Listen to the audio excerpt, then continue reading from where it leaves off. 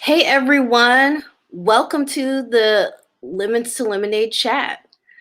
Third time is a charm on LinkedIn Live, so I'm glad everything is working out for us right now.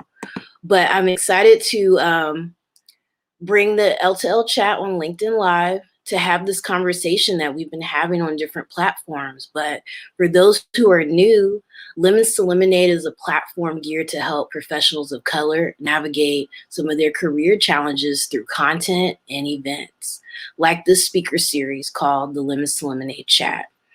And today is a new month. Who else is happy for April? For me, a new month just is a new time to redo, to renew our goals, renew our focus.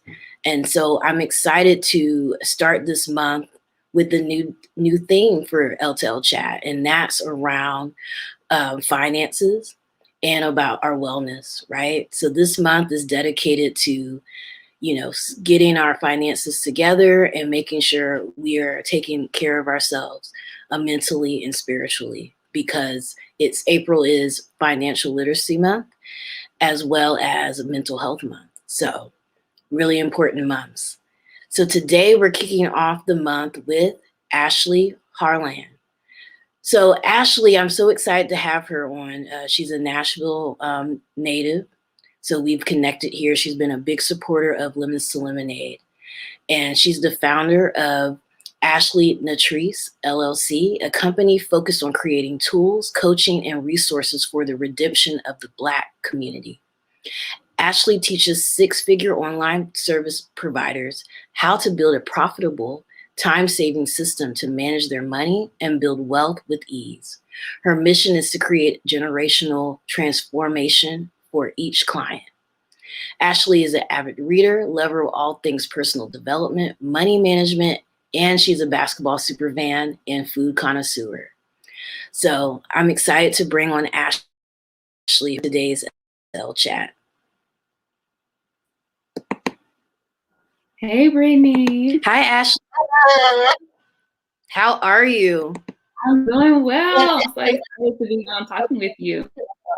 Yes, I'm so excited to have you on, because ever since I met you, you've been someone who has just had a wealth of knowledge around finances. You are like you're the go-to money girl, And so I'm happy to have you share your insight with our community. Okay. Looking forward to it. So before we get started, Ashley, one thing you've been doing, financial coaching for a while, but recently you made that leap. Yeah, it's full-time entrepreneurship. I did. Yeah, so you're now a full-time entrepreneur.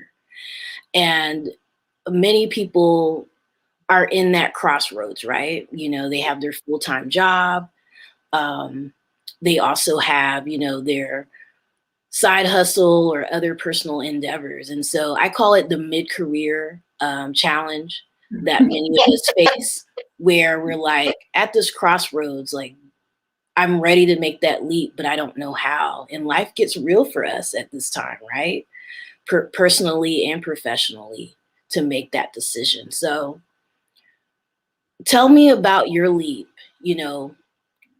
What did you have to do to know that you were in a good place financially to make that leap? Mm-hmm. So I will start off saying that I took the leap, but kind of got pushed as well. So I was working at a Fortune 500 company and been there for 5 years, and due to everything that happened last year, my department was eliminated. So I had already been planning, like in my mind, I was like, I'm gonna leave my job in 2021. I'm gonna go out here because I've been doing financial coaching on the side for years. And probably I say in 2018, I decided to actually start charging people for it. So technically I started my business in 2018. But as you said, being like the money person, I just had always been in that space because I've been in the industry for so long. So I had made up in my mind I was going to quit in 2021 But they say like you make a plan, God laughs at you. So in December, I will never forget, we were sitting on a Zoom call, and I saw HR on the call, and I was like, dang, they about to let us go. So department was eliminated, but the blessing in that is that we found out in December, and then my last official day was in February. So all of 2020, I had already been planning to leave, and then the bonus was that I was able to get a nice little severance, because of how the job was eliminated. So I want to make sure I put that little caveat in there, because that did give me a boost to my bottom line with my finances with having that severance. But in preparation on the front end for knowing that I wanted to leave in 2021, I started to think about, what do my finances need to look like? Because as you said, like, I'm out here living life, it's just me. I got a house, got a mortgage, but, I don't have anyone else dependent upon me. So I was just doing what I do, enjoying life. But when you make the decision that you want to go full time, you got to start thinking about your finances differently. So the first thing that I did was assess my expenses. And that's what I would tell anybody who's in that place trying to figure out what they want to do, is assess your expenses, figure out what you can be doing to cut some of those expenses back. So I refinanced my house because of interest rates. I talked to some people. I was like, okay, we're going to get rid of this cable. You and I are going to split YouTube TV. You and I are going to split like Netflix, so we're all using these streaming systems. So I was trying to figure out ways to cut back, to save some money, looking at all of the subscriptions, because I am a millennial and I sign up for all of these things and then I forget that I've got them and they're coming out. So really just getting clear on where I was spending the bulk of my money. And then after cutting that, that's the caveat, like you can cut all that stuff out, but now you got to redirect that money. So I was redirecting that money back into my savings, and then just automating savings out of my 9-to-5 paycheck to make sure that I was putting that money aside. And then whatever, because we were in lockdown for such a huge portion of 2020, I wasn't spending leisurely as much. So just stuffing as much money as I possibly could into a savings account is what probably like the first 2 steps. And then the last thing is just budgeting, which no one really likes to do that, but it's a part of the deal. You just got to budget out, make sure you understand what's going on. See, I love that you were preparing for your leap early. So when you were in a position where you're forced to kind of hop into what you were planning for, you have a little cushion, right? Because with today's economy, no job is promised, right? And they can end.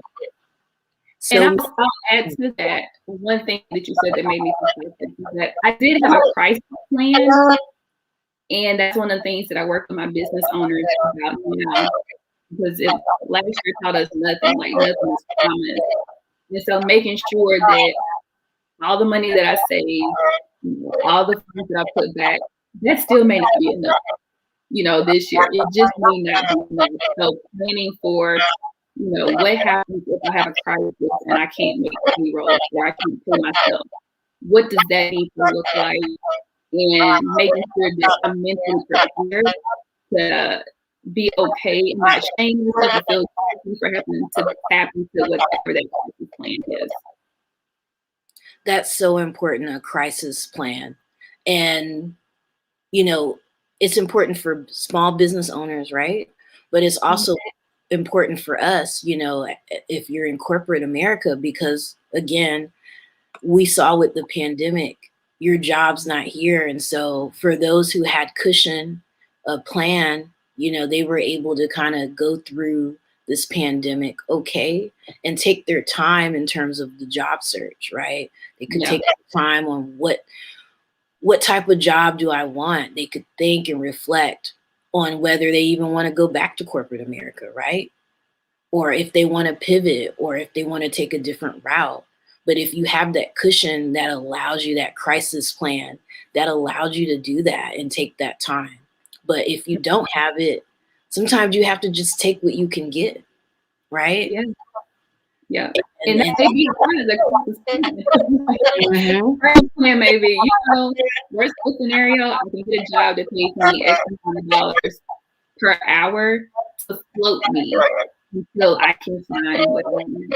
And just recognizing like this is just one step in the journey. It's not the whole journey. So being okay with recognizing like this is just temporary.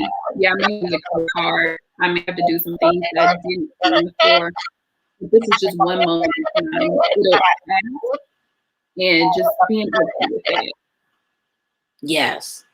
Yes. You have to do what you have to do, You you do? know?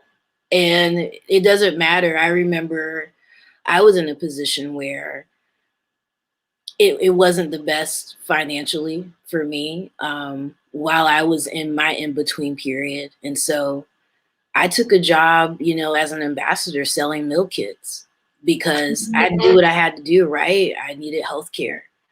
It didn't make much, but if I could sell the minimum each week to get through and to keep the job, it was enough to get to where I am now. And so don't feel shamed by that. Yeah. People don't pay your rent, right? You have to do what's best for you so they can mind their business and you make sure you take care of I'm yourself. just gonna pay for it. And let me do what I need to do to take care of me over here. Exactly. And so you talked about having a crisis plan.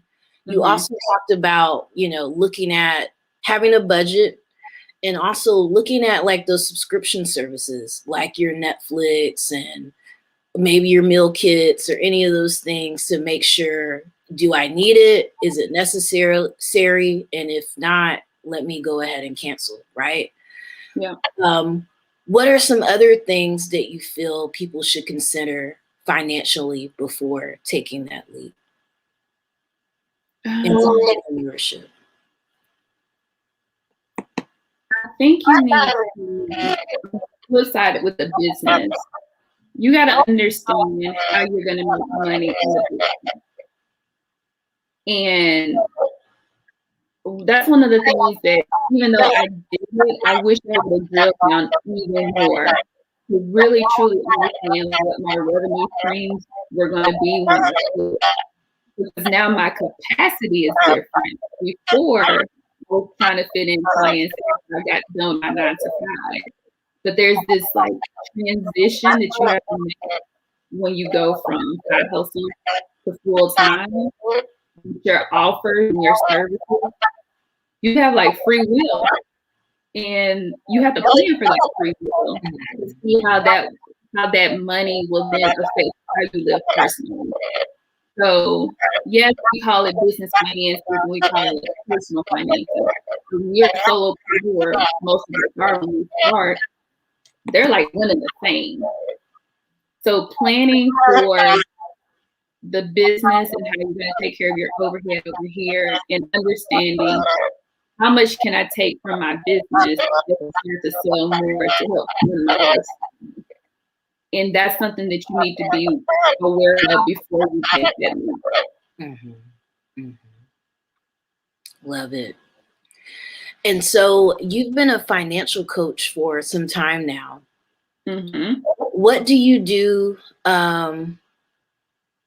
What is a financial coach for those who don't know? And why should someone consider investing in one? Yeah, that is, it's a question that I get a lot. And I think what happens when it comes to money, most people aren't getting on Google and saying financial coach or business financial coach. What they're Googling are the questions like, how do I separate my business finances from personal finances? How do I pay myself? How much should I be putting aside for taxes? When I quit my job, how do I save for retirement? So those are the things that people are Googling trying to find an answer to. They don't know who to go to help them answer those questions. So it's like, well, do I hire a CPA, an accountant, or do I go to a financial planner? Or like, are they one and the same? who does what with money? And so a coach is someone who helps you with whatever your particular financial issue is. And for me, I help business owners answer those questions that they've been given. So we put a plan in place to make sure that they're clear on where their money is going, where it's coming from, and how to set up a system to manage it. So maybe it is at a point in time for them to reach out to an accountant, but they don't even know they need an accountant. Or maybe they do need a financial planner, but they don't know they need a financial planner. So I'm like that first stop that they can get it all organized, feel like they have a good handle on their numbers and what they're trying to accomplish for the business and how their money that's coming in the business can support that.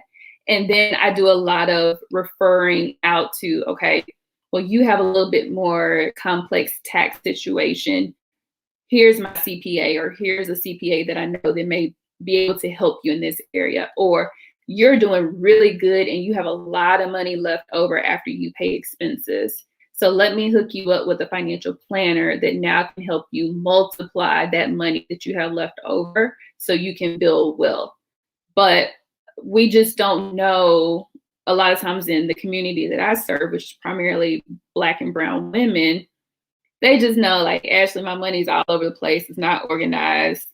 And I've worked really hard at building this business. And so the money coming in isn't an issue, but I'm scared as to like what's going to happen because I don't know how to manage it all.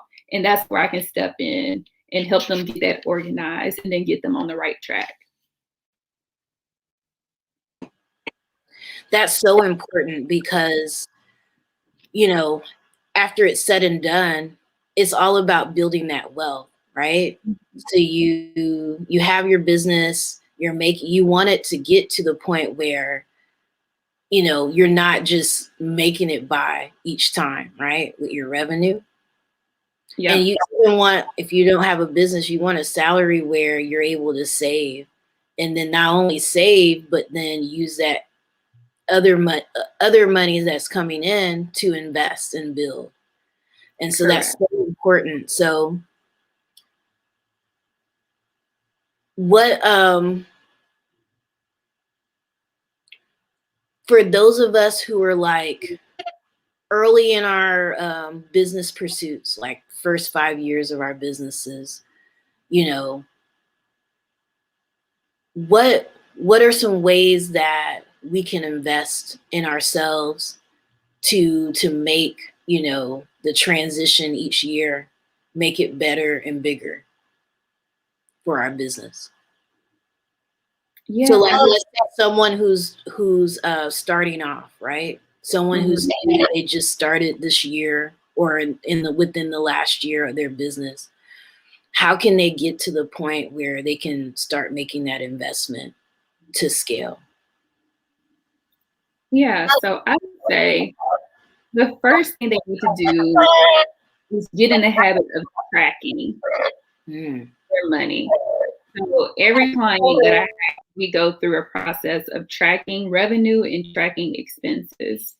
And so I walk through, what are your offers or what are the services you provide?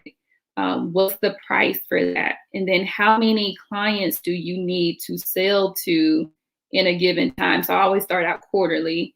And it's like, okay, how many clients do you need to get this quarter to hit your quarterly revenue goal? And then let's back into that to figure out which offers you need to push in order to make that happen. And inevitably what we see, especially when you first start out, is that you're probably trying to do a whole lot of things because you don't know what's working yet. So you're just like throwing everything out there. But if you start tracking, what the data will show you is my target audience really loves these 3 things from me. So how can I hone in on selling these 3 things and sell them very, very well to help me generate revenue? Because at the beginning stages of your business, your number one job is to sell. Like nothing else is going to happen. There's no revenue to manage if you ain't got no sales. So I always start out with revenue planning because you got to figure out how you're going to get money in the door. So let's do that first. And then let's assess your expenses. So what are you paying for? Because as business owners, we get a little happy with our subscriptions too. Um, I can't lie. It's like, oh, I'll get on a webinar or sign up for somebody's ebook and they are saying like, go get this or go get that. And then all of a sudden you got Zoom and Calendly and Acuity and all of these different things coming out the account. And that may be 3 or 4 steps ahead of where you need to be in the beginning. So like, where can we cut back to make sure that you are having the healthiest profit margin possible? So what I mean by that is saying your revenue is exceeding your expenses to give you some breathing room. But we don't know that. And I've dealt with this from clients who are just starting out and clients who have been in the game for 5 years. They're just winging it and making it because we're trying to juggle so many hats. So just forcing them to sit down and say, listen, let's look at what are you selling? What are you spending? And let's just start there. Let's get the foundations in place first. And then we can figure out how we can scale and what other offers to bring on. So regardless of where a business owner starts, everyone pretty much is in the same boat because it's not the sexy stuff to do. Like what I coach clients on is not sexy. It's not the bells and the whistles, but it's the thing that will help sustain your business. Because you can't run a business if you don't have no cash flow. Like, let's just be honest. You don't have a business if you're not making any money. And you're in business to make money. Yeah, you want to help your clients. Yeah, you want to give impact and value. Absolutely. But at the end of the day, you are a for-profit business. So you need to understand your numbers to figure out how you can still be profitable and not start to be a nonprofit or a hobby if this is what you want to do long term. Down to business, like it really changed my voice. I'm like, you know, what you need to do. I know you turned that coaching hat on. I love it. But I want to like flip that question for those of us who are tuning in who, you know, aren't thinking about a business, but they're in their mid-career, you know, and they're at that crossroads and personal life is getting real. People are, you know, that mid-30s, early 30s, you're starting to want to expand your family. Some of us even, you might want a career pivot. Some of us even may have to take on the responsibilities of taking care of a parent, right? Or parents. And so that presents another financial strain or challenge. So if you're someone in this position, what can they be doing now to either prepare for it or deal with it now? Like, how can they invest in themselves financially to kind of get through this little crossroads? So, because I've fallen that boat too, I've been in that boat before I took the leap. I think it's very important for us to take advantage of the 9-to-5 income that we've got coming in, regardless if you're going to go into full-time entrepreneurship or if you're going to go to another company or a corporation. Like, make sure the money that you're making is working for you.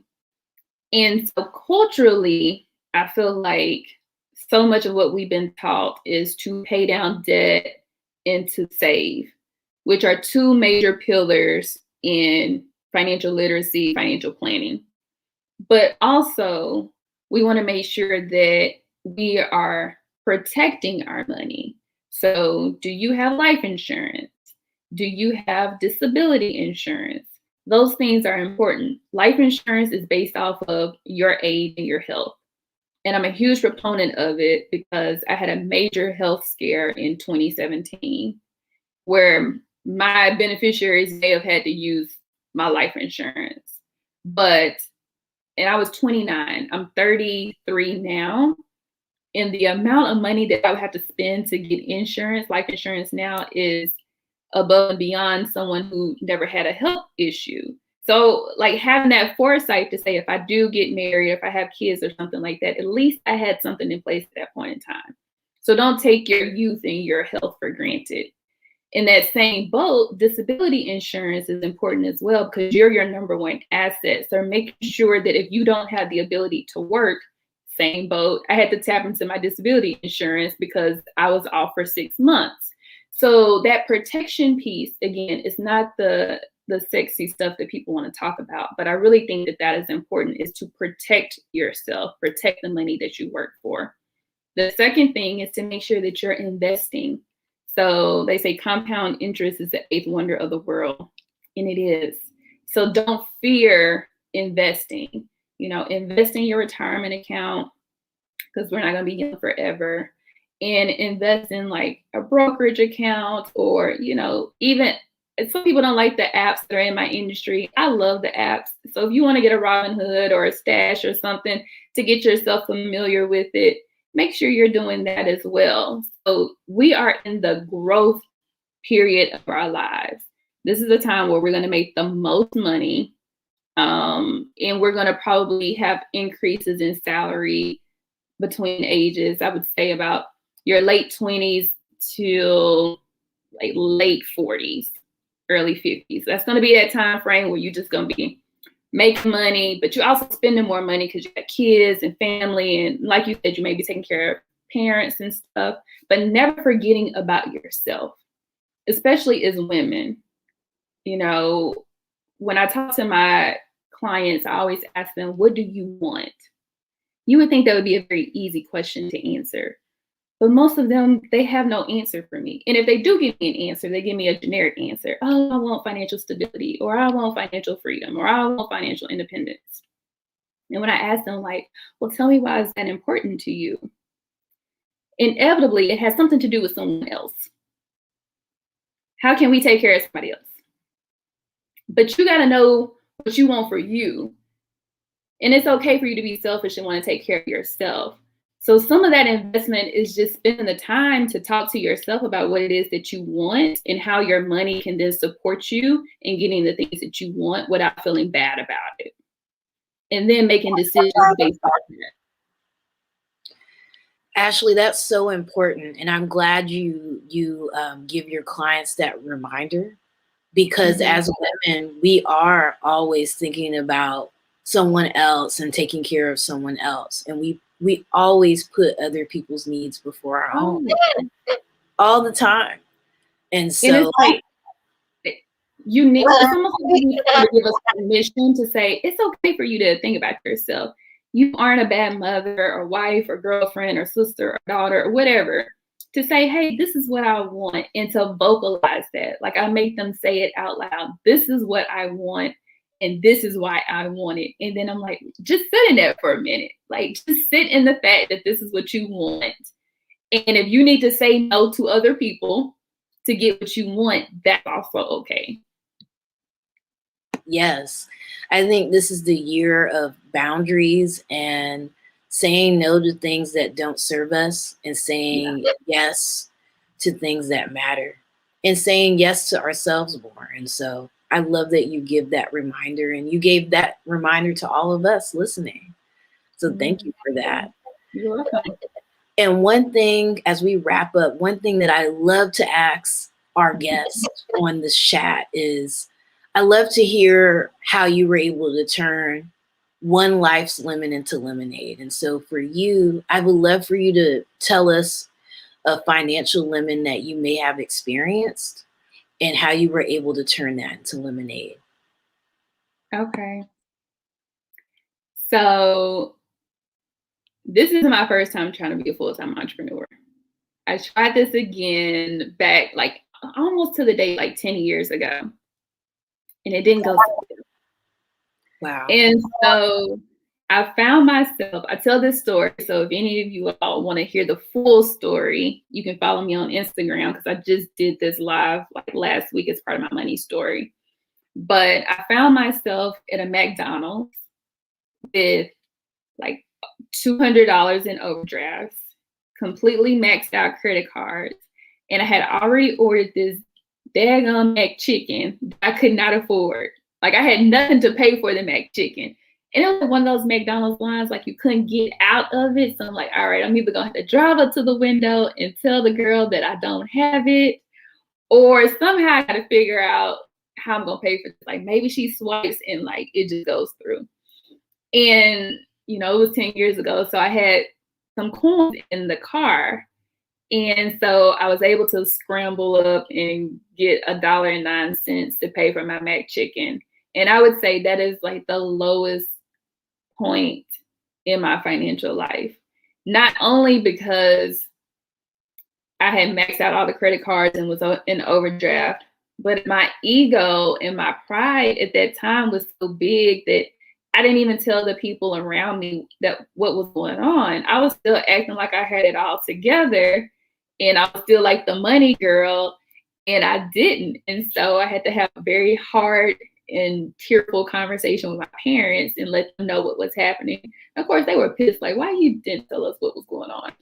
But it's something that I always come back to because it was my lowest point, but it taught me so many valuable lessons about how guilt and shame and trying to keep up appearances and feeling so like bad about something not working out the way in which you wanted it to work out can just completely destroy some of us if we get stuck there. And so one of the things that I tell people when they've been asking me about my leap into full-time entrepreneurship, I'm like, you got to think about the 3 B's. And that situation helped me with that. You have to have belief in yourself, and you have to have boldness to step out and make mistakes and understand that you're not going to have it all together.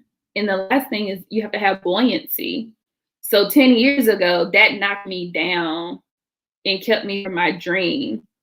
And now I get knocked down, I feel like every single day in this journey. But if it wouldn't have been for that happening, I wouldn't know how to get back up now.